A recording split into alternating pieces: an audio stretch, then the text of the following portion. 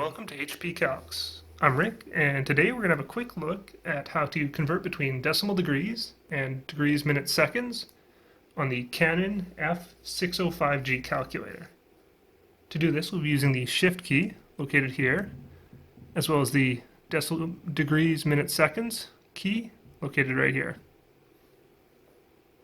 Alright, so to get started, if we want to enter a number as degrees, minutes, seconds on the screen, we use this key. So for 45 degrees, 30 minutes, 0 seconds, we would enter it as 45, then the degree key.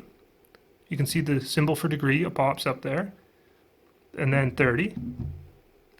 Degree, minute, seconds key again. There's our minutes.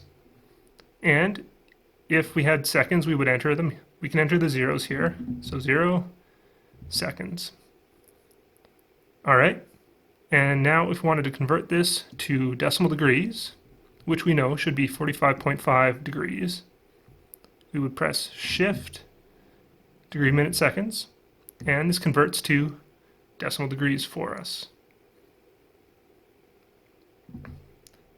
This also works in reverse, so if we place 45.5 on the screen and want to convert this to degrees, minutes, seconds, we would press Shift, degrees, minutes, seconds, and you can see it converts for us.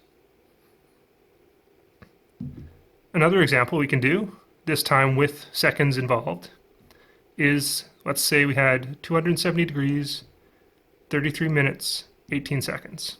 So again, enter it, 270 degrees, 33 minutes, 18 seconds.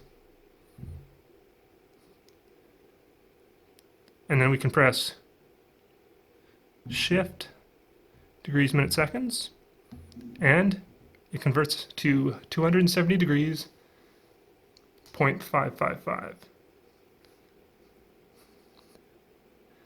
And again, we can enter this on the screen as decimal degrees